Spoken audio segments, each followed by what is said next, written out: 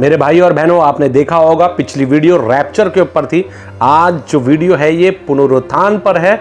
जो रैप्चर में जाएगा वह पवित्रता के साथ जाएगा, और जो मरेगा प्रभु यीशु मसीह में, जो यीशु मसीह में सोएगा, जो उसकी आज्ञाओं को मानेगा, उद्धारकर्ता प्रभु यीशु मसीह को मानेगा, उसी का पुनरुत्थान प्रभु यीशु मसीह में होगा और वही स्वर्ग के राज्य को देखेगा।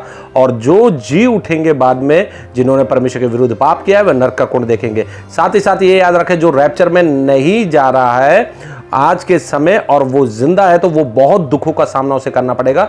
जैसे कि वचन में साफ साफ लिखा है, देखिए पुनरुत्थान के बारे में प्रकाशित वाक्य 20 और उसका 4 में मैंने पढ़ा, जब यहाँ लिखा है, मैंने उनकी आत्माओं को भी देखा जिनके सिर यीशु की गवाही देने और परमेश्वर के वचन के कारण काटे गए थे, और जिन्होंने ना उस पशु की और ना उसकी मूर्ति की पूजा की थी और ना उसकी छाप अपने माथे और हाथ पर ली थी। वे जीवित होकर मसीह के साथ 1000 वर्ष तक राज्य करते रहे। जब तक ये 1000 वर्ष पूरे न हुआ, तब तक शेष मरे हुए ना जी उठे। यह तो पहला पुनरुत्थान है। धन्य है वह और पवित्र है वह जो इस पहले पुनरुत्थान के भागी हैं। हालेलुया। मेरे भाई और बहनों, इस बात को याद रखें, वचन साफ कह रहा है कि जो रैप्चर में नहीं जा पाए, जैसे हम लोग अगर पवित्रता में मरेंगे तो क्या है, प्रभु यीशु मसीह के लिए मरेंगे तो क्या होगा, पुनरुत्थान में हम जी उठेंगे। अगर हम प्रभु के वचन पर नहीं है, रैप्चर में नहीं गए, तो बहुत दुखों का सामना होगा, जैसे कि वचन में लिखा हुआ है। और मैं आपको बताना चाहता हूं साफ साफ कि 666 एक अंग होगा। अंक जैसे लिखा हुआ है, आप यहाँ पे देख सकते हैं। प्रकाशित वाक्य जब 13 में हम पढ़ेंगे तो यहाँ पे जाके आप देख सकते हैं। आगे 15 में, उसे उस पशु की मूर्ति में प्राण डालने का अधिकार दिया गया, यानी कि हर अधिकार शैतान को भी परमेश्वर प्रभु यीशु मसीह के द्वारा ही दिया गया कि पशु की मूर्ति बोलने लगे, और जितने लोग उस पशु की मूर्ति की पूजा ना करें उन्हें मरवा डाले। उसने छोटे बड़े, धनी कंगाल, स्वतंत्र, दास, सब के दाहिने हाथ या उनके माथे पर एक छाप करा दी कि उसको छोड़ जिस पर छाप पड़ता तो उस पशु का नाम या उसके नाम का अंक हो, अन्य कोई लेन देन ना कर सके। ज्ञान इसी में है, जिसे बुद्धि हो वह इस पशु का अंक जोड़ ले, क्योंकि वह मनुष्य का अंक है और उसका अंक 666 है। Hallelujah, praise the Lord. तो मेरे भाई और बहनों, अंत के समय एक छाप माथे पे, हाथ पे लगा दी जाएगी। अगर जो रैप्चर में नहीं उठेगा, वो ये याद रख ले, उसके सामने बड़ी दुविधा आने वाली है। वो बहुत दुखों का सामना करने वाला है, क्योंकि शैतान एक छाप लगाएगा, तभी आपको सामान मिलेगा, तभी आपके घर में राशन डालेगा, तभी आपके घर में जो भी चीज आएगी वो सिर्फ और सिर्फ वो 666 अंक के बदौलत आएगी। बेटर क्या है कि आज भी समय रहते हुए अपने घुटने परमेश्वर के आगे टेक दे, प्रभु यीशु मसीह को उद्धारकर्ता माने, और उसके आगे अपने सारे पापों को मान ले और प्रभु यीशु मसीह को अपना जीवन दे दे। तभी जाके हम स्वर्ग के राज्य में एक साथ मिल सकते हैं और प्रभु की उपासना कर सकते हैं। और रैप्चर में अगर हम उठ गए तो भला है, न तो वो जो दिन आने वाले बड़े भयंकर दिन होगा, बहुत कठिनाई के दिन होंगे, जिसे झेलने के लायक नहीं होंगे हम। मगर बहुत से लोग होंगे रैप्चर के बाद समझ जाएंगे कि यीशु का वचन सत्य है, और वो दुखों को उठाएंगे और वो मारे भी डाले जाएंगे, मगर वो पुनरुत्थान के दिन उठा लिए जाएंगे। हालेलुया मेरे भाई और बहनों, और वे प्रभु यीशु मसीह के साथ बादलों पे मिलेंगे। तो अब आगे वीडियो में पूरी बने रहिए। आप सभी को हम दोनों की तरफ से जय मसीह की। मेरे भाई और बहनों, स्वागत है इस चैनल पे no Jesus no life, brother Abhishek.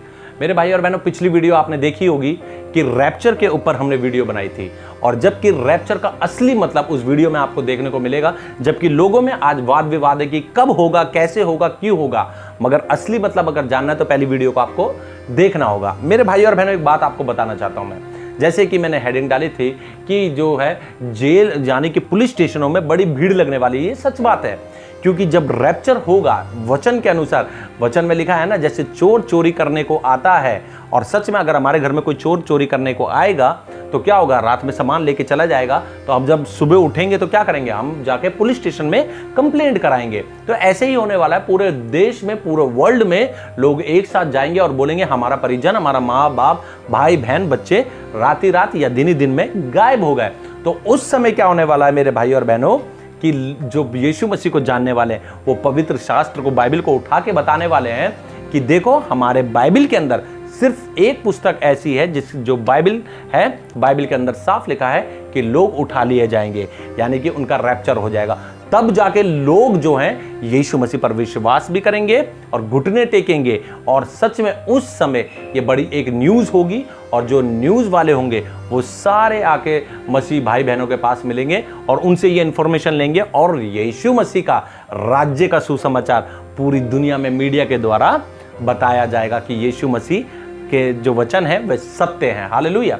मेरे भाई और बहनों, आज ये दूसरी वीडियो है जिसमें बताने वाला हूं मैं आपको कि पुनरुत्थान, यानी कि कहते हैं कि पुनरुत्थान का मतलब होता है जी उठना, मसीह में, यीशु में जी उठना। जो मुर्दे हैं वह प्रभु यीशु मसीह में जी उठेंगे, कब्रें फटेंगी और मुर्दे क्या होंगे, जी उठेंगे, वो भी अविनाशी रूप में। हालेलुया। मेरे भाई और बहनों, इस बात को याद रखें कि जी उठेंगे कौन, कौन जी उठेंगे। सबसे मेन बात यह है, जिन्होंने भलाई की है वे जीवन के पुनरुत्थान के लिए जी उठेंगे, और जिन्होंने बुराई की है वे दंड के पुनरुत्थान के लिए जी उठेंगे। आगे पूरा देखेंगे। जो अपने आप को पवित्रता में लेके चलेगा, हालेलुया, जो यीशु मसीह के लिए दुख उठाएगा, जो यीशु मसीह के कारण जिन लोगों पे सताव होगा, और वे लोग इस दुनिया को छोड़कर चले जाएंगे। और अंत के दिन ऐसे ही होने वाला है, जब से ये स्टार्टिंग हुई है इस दुनिया की, और जो जो यीशु मसीह में मरा है, यानी कि यीशु मसीह में सोया है, वे सब जी उठेंगे। मेरे भाई और बहनों, हम क्या चाहते हैं, ये जो काल है ना, ये मैं बता रहा हूं, जो ये पुनरुत्थान का जब आएगा, क्योंकि पुनरुत्थान जब होने वाला है, मेरे भाई और बहनों ध्यान से सुनना, जब रैप्चर में अगर हम निकल गए तो बहुत अच्छी बात है। जब पुनरुत्थान का समय आ रहा है, जो लोग बचे रहेंगे, क्योंकि पौलुस ने ये बात बोली है, मैं वचन से आपको आगे दिखाऊंगा, जो लोग बचे रहेंगे, जो रैप्चर में नहीं निकलेंगे, बड़े दुखों के साथ बहुत दर्द उन्हें झेलना होगा। क्या हम उस दर्द को झेल पाएंगे? सोचने वाली बात यह है कि जो रैप्चर में निकल गए, क्योंकि जब हम पढ़ेंगे दानियेल 12 का 1 आप पढ़ेंगे तो वहां पे साफ लिखा है कि उस महाक्लेश से पहले, जो कभी ना हुआ ना कभी होगा, उससे पहले क्या होने वाला है, रैप्चर में लोग निकल जाएंगे। मगर जो बचे हुए हैं वह बड़े दुखों का जो है सामना करने वाले, क्योंकि साफ और साफ लिखा है कि एंटी क्राइस्ट का आना जरूरी होगा। 7 साल का काल होगा, बड़े युद्धों के साथ होगा, बड़े भयानक एक रूप होगा उसका। और बाइबल साफ साफ कहती है कि उस समय जो एंटी क्राइस्ट जब आएगा तो वहां पर 666 अंक, अगर आपने प्रकाशित वाक्य में पढ़ा होगा तो मेरे भाई और बहनों, बड़ा दर्दनाक वो समय होगा। आप लोगों को ये बात पता होनी चाहिए कि जब 666 का जब जो वो आने वाला एंटी क्राइस्ट के समय, उस समय एक छाप माथे पे दी जाएगी और हाथ पे दी जाएगी, और जिस किसी के माथे पर और हाथ पर वो छाप नहीं होगी 666 का, मेरे भाई और बहनों, कुछ सामान का लेन देन ही नहीं कर पाएंगे, कोई सामान खरीद नहीं सकते। क्योंकि वचन क्या कहता है कि हाय है उस औरत पर उस समय जब जो बच्चा जने और जो बच्चा दूध पिलाती हुई स्त्री होगी। क्योंकि क्या होने वाला है पता आपको, जब एक बच्चा होगा ना छोटा सा, तो उसे भूख लगेगी, और जब भूख लगेगी तो माँ क्या करेगी, माँ उसको किसी भी तरीके से खाना प्रोवाइड करने की कोशिश करेगी, दूध देने की। और जब माँ जब तक कुछ खाएगी नहीं तो दूध बनेगा कैसे? तो अंत में क्या होगा कि छाप वो लगवानी ही पड़ेगी। सबसे बड़ा एग्जाम्पल ये है मेरे भाइयों बहनों इस वचन का। तो क्या होने वाला है, जब इंसान को भूख लगेगी तो क्या होगा, लोग अपने माथे पे वो स्टैंप लगाएंगे 666 का। जब दवाई की जरूरत पड़ेगी तो जाके वो स्टैंप लगाएंगे। जब घर में लोग भूखे मर रहे होंगे तो वो स्टैंप को लगवाना पड़ेगा। और उस समय जो नहीं लगवाएगा, बाइबल साफ कहती है, मैं आपको दिखाऊंगा कि उस मूर्ति को जो नहीं पूजेगा उसकी गर्दन तो काट दी जाएगी, उसको मार दिया जाएगा, और जो उस समय मरेगा वही पुनरुत्थान में क्या होगा, जी उठेगा। हालेलुया। मेरे भाई और बहनों, क्योंकि बिना वचन के कोई बात अच्छी नहीं लगती, वचन से ही समझाऊंगा, इसलिए आज समय रहते हुए इस बात को जान लें कि क्या होने वाला है। रैप्चर के लिए हमें तैयार होना बहुत जरूरी है। अगर हम रैप्चर में निकल गए तो बहुत धन्य, अगर हम यहीं रह गए तो बहुत बुरे दिनों का सामना हमें करना पड़ेगा। मेरे भाई और बहनों, मेरा तो मानना यह है कि आज भी समय रहते हुए अपने पापों का पश्चाताप करें, मन फिरा ले। और मैं एक बात बताना चाहता हूं, ये जो पश्चाताप और ये मन फिराव होता है, ये ऐसे नहीं होता है कि खड़े खड़े हमने कह दिया कि पश्चाताप कर लेंगे, मन फिरा लेंगे और हो गया, ऐसे नहीं। परमेश्वर से यानी प्रभु यीशु मसीह से शक्ति, सामर्थ और बल हमें मांगना पड़ेगा। हमें यीशु मसीह के पास जाना पड़ेगा, तब जाके ये जो शक्ति और सामर्थ प्रभु यीशु मसीह हमें देगा।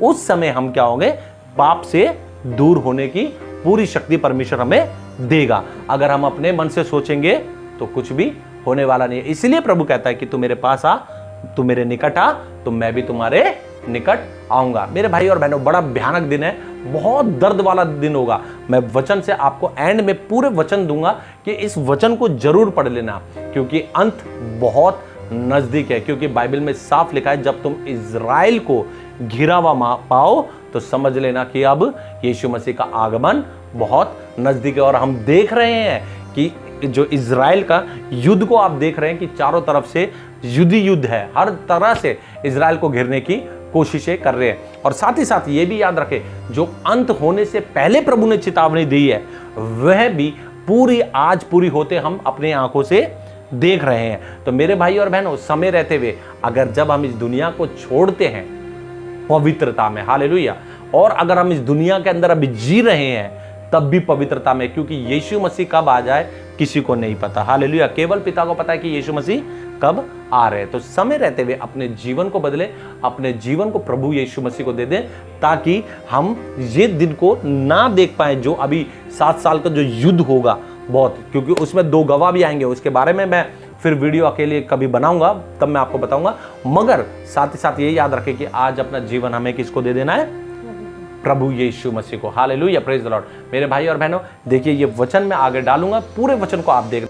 मेरे भाई और बहनों, आप देख सकते हैं कि 1 कुरिन्थियों अगर आप 15 उठा के पढ़ेंगे तो पूरा पुनरुत्थान के बारे में दे रखा है, मगर मैं उसकी 52 जो है आयत को पढ़ूंगा।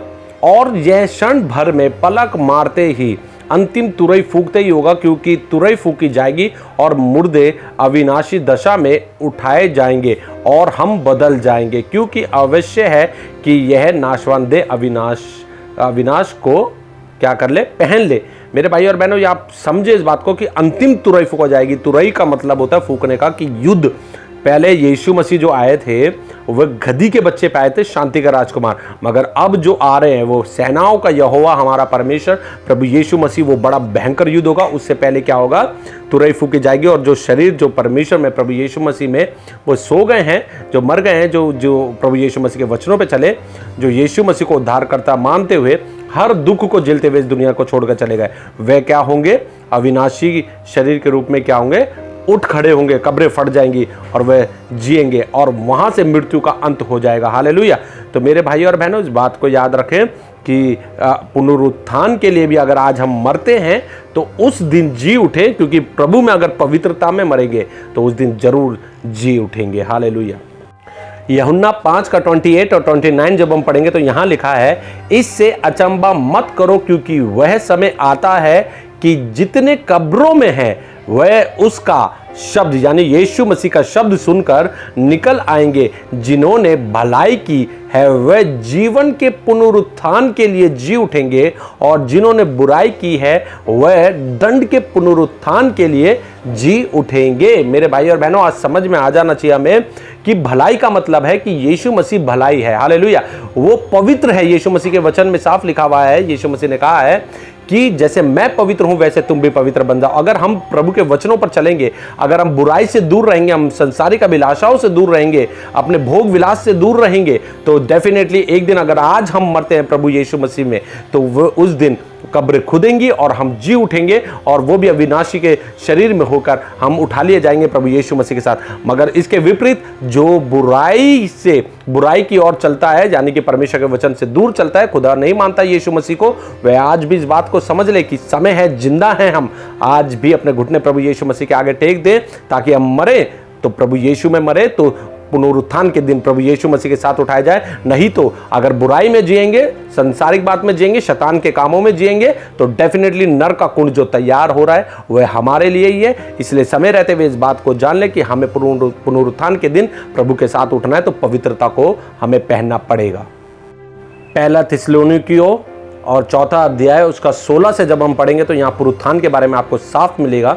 यहाँ पे लिखा है, क्योंकि प्रभु आप ही स्वर्ग से उतरेगा, उस समय ललकार और प्रधान दूत का शब्द सुनाई देगा और परमेश्वर की तुरई फूंकी जाएगी, और जो मसीह में मरे हैं वह पहले जी उठेंगे।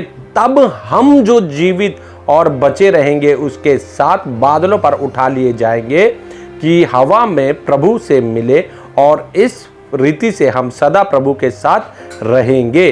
तो मेरे भाई और बहनों, आपने देख लिया, क्योंकि यहाँ एक बहुत बड़ा युद्ध जो अंतिम युद्ध होगा उस समय की बात है, ललकार होगी, प्रधान दूत होंगे, शब्द और तुरई का शब्द होगा, परमेश्वर की तुरई फूकी जाएगी और मसीह में जो मरे हैं, यानी कि जो पवित्रता में मरे हैं, उन्हीं का उद्धार होगा। जो यीशु मसीह के वचनों को मानेगा, यीशु मसीह के लिए दुखों को उठाएगा और संसार का बहिष्कार करेगा और वचन के अनुसार चलेगा और उद्धारकर्ता प्रभु यीशु मसीह को मानेगा, वही स्वर्ग के राज्य को देखेगा, वही बादलों पर प्रभु यीशु मसीह के साथ उठा लिया जाएगा। मगर जो जीवित होंगे, उनमें से याद रखें, जो जीवित होंगे बहुत दुख उठाएंगे और बहुत से तो प्रभु यीशु मसीह का इनकार भी करेंगे, क्योंकि दुख और मुसीबत उस समय बहुत होंगे। यीशु मसीह के वचनों से फिर जाएंगे, वह नरक के कुंड में डाले जाएंगे। तो बेटर क्या है कि आप इस बात को याद रखें कि दानियल जो है 12 का 1 हमने पिछले वीडियो में पढ़ा था, 2 को जरूर पढ़े। जो भूमि के नीचे सोए रहेंगे, उनमें से बहुत से लोग जाग उठेंगे, कितने तो सदा के जीवन के लिए और कितने नाम धराई और सदा तक अत्यंत घिनौने ठहरने के लिए। जो घिनौने ठहरेंगे वो नरक के कुंड में डाले जाएंगे। जो पवित्रता में जिंदगी जिएंगे और प्रभु यीशु मसीह के वचनों पे चलेंगे, वही स्वर्ग का राज्य को देखेंगे। तो मेरे भाई और बहनों, यहाँ पे लिखा है ना, दूसरा थिस्सलुनीकियों में साफ साफ लिखा है कि वो सदा के लिए प्रभु के साथ रहेंगे, यानी कि उनका कोई भी लेखा जोखा भी नहीं होगा। जो पवित्रता में प्रभु यीशु मसीह को के वचनों पर प्रभु यीशु मसीह ने जैसा कहा है वैसे अगर अपना जीवन को बिताएंगे तो उनका कोई लेखा जोखा भी नहीं होगा। मगर अगर हम आज भी इस गुनाहों में जीते रहेंगे, उस कलवरी क्रूस पर जो प्रभु यीशु मसीह ने खून बहाया हमारे पापों के लिए, अगर आज भी हम उसी पापों में डूबे रहेंगे तो डेफिनेटली नरक का कुंड तैयार है। हमारे ऊपर निर्भर करता है कि हम प्रभु यीशु मसीह के साथ उठा लिए जाएं या नरक के कुंड में के लिए तैयार हो जाए। प्रभु यीशु मसीह इस वचनों के द्वारा आप सबको बहुतायत से आशीष दे। God bless you all. तो सभी को हम दोनों की तरफ से जय मसीह। Hallelujah, praise hallelujah, hallelujah, hallelujah, hallelujah, hallelujah. बोलो प्रभु यीशु मसीह की जय, बोलो खुदावन यीशु मसीह की जय, बोलो प्रभु यीशु मसीह की जय। Hallelujah, praise the Lord. God bless you.